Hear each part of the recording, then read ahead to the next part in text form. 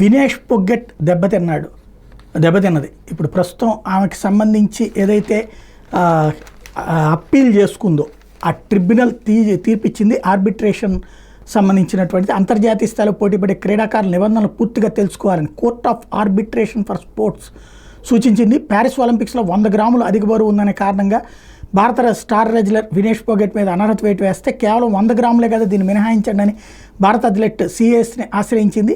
వాదనలు విన్న తర్వాత తీర్పును పలుమార్లు వాయిదా వేసిన సిఏఎస్ ఈ నెల 14న వినేష్ అభ్యర్థిని తిరస్కరిస్తున్నట్టు ఏకవాక్యంలో తీర్పిచ్చింది.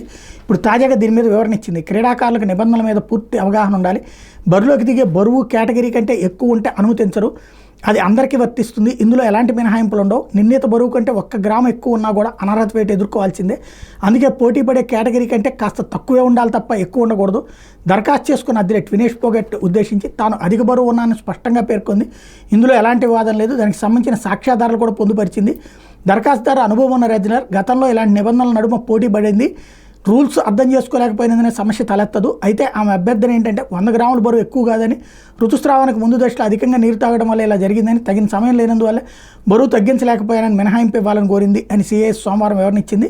అయితే మహిళల 50 కేజీల ఫ్రీ స్టైల్ విభాగంలో వరుస విజయాలతో ఫైనల్ చేరిన వినేష్ తుది పోరుకు ముందు 100 గ్రాముల అధిక బరువు కారణంగా అనర్హతకు గురై ఒలింపిక్ పథకానికి దూరం అవడం, తొలి రోజు పోటీలో నిర్ణీత బరువుతోనే పోటీపడి విజయాలు సాధించినందుకు గాను క్యూబా రెజ్లర్ గుజ్మన్ లోపేజ్తో కలిపి తనకు రహితం ఇవ్వాలనేది వినేష్ న్యాయ పోరాటం చేసింది. పలు అంతర్జాతీయ టోర్నీలో 2 కేజీల అధిక బరువు ఉన్న UWW వారిని అనుమతిస్తోంది. దీంతో 100 గ్రాములే కాబట్టి మినహాయించాలని సిఏఎస్లో అప్పీల్ చేసింది.